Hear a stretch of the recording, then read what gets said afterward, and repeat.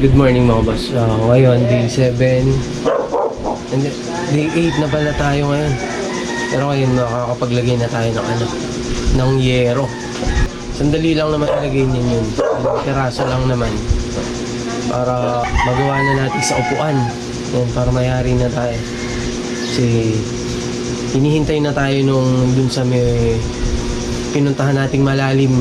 Dun sa mababang lupa doon, yung gustong pagtayuan ng bahay.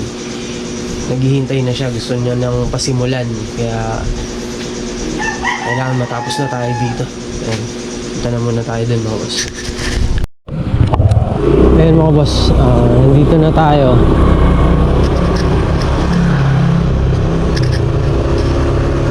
Unang-una natin gagawin ngayon, pagdudugtungin na yung gutter, tsaka ilalagay na natin yero para mamayang tanghali, umulan man, may yero na tayo, hindi na tayo basta-basta mababasa.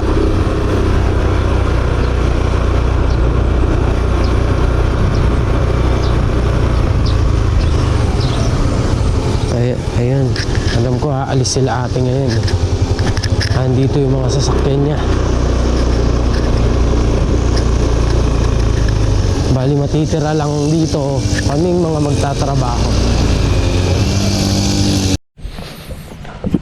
Ayan mga boss, dudugtong na muna natin gutter. Tapos yero na. Ayan, medyo masama na may panahon dun. Maitim na may kalangitan. Ayan, sana pagbigyan muna niya tayong makatapos bago umulan.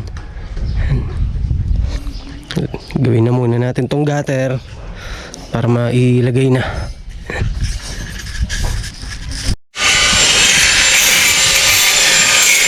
Ayun mga boss, naisara na natin yung gilid ng natin kasi hindi na natin lalagyan ng gutter flashing para dun sa side. Importante lang yung tulo ng tubig is hindi kalat, kumbaga may gutter lang, yun lang ang importante. Gutter lang para isang takbuhan lang daw ng tubig, hindi na lalagyan ng flashing gutter. Yan, nakasara na siya, bulkasil na lang, bubulkasil, tapos yung downspout nya bubutasan yung downspout, tapos lalagyan na natin, dudugtong, lagay na.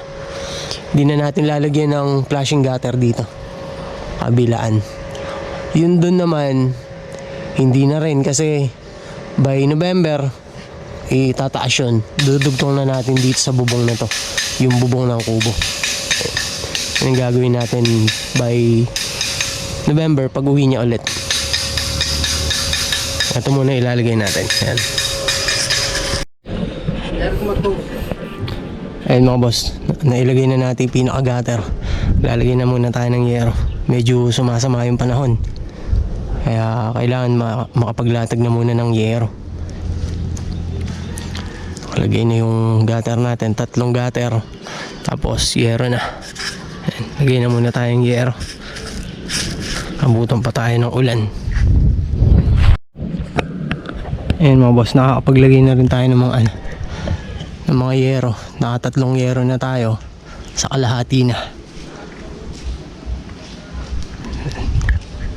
Presko naman siya kahit na wala siyang insulation kasi mahangin, tas medyo mataas siya, tas mataas yung bubong niya. Yun na lang, liso. Ayan, para hindi na kita yung rin. Tas eto yung aasintahan, asintado pa dito yan, 2 patong lang, tapos flooring.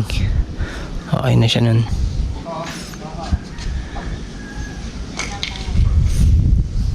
Sa paglagay na rin ng mailang grills, pinaka-design niya rito. Ito, pag ganyan.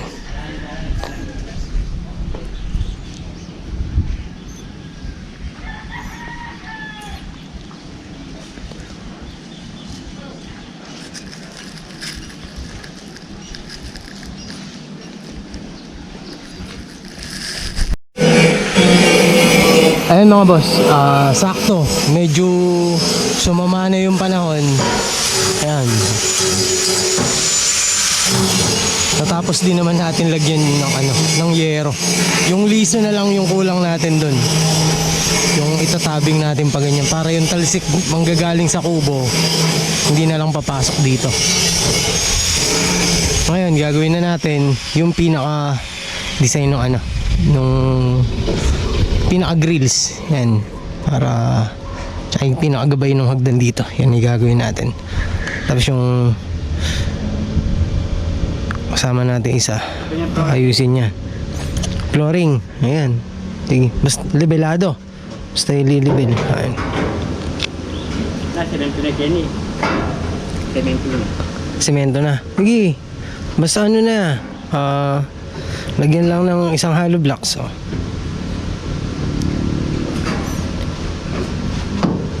Yung pinaka-landingan lang naman.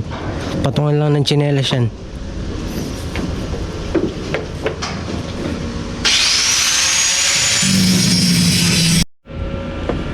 Ayun mga boss, nakapaglagay na tayo rito ng pinaka-grills.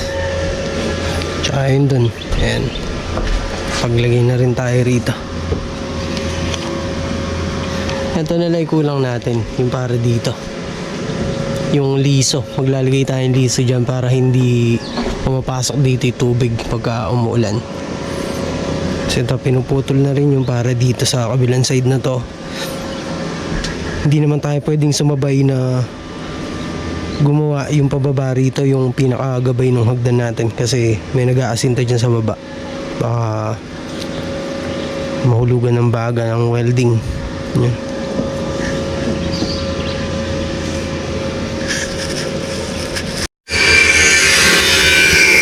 Ayan mga boss, tapos na rin yung dito.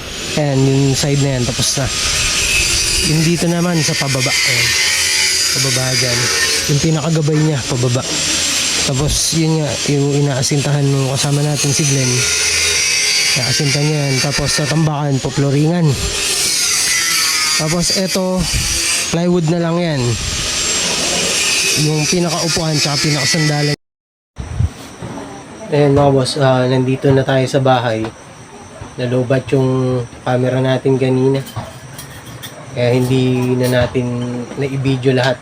Bukas bago magsimula i-video natin lahat para makita nyo lahat yung mga natapos natin kanina. Ayan.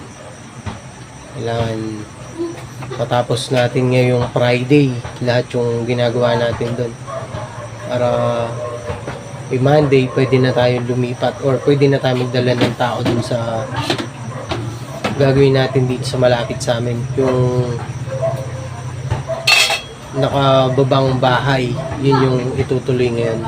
Kumbaga gagawin siyang parang second floor pero i-beam lang siya, poste, beam, tapos para magamit yung ilalim. Yan. Tapos kwarto sa taas. Yan, bukas na lang mga boss.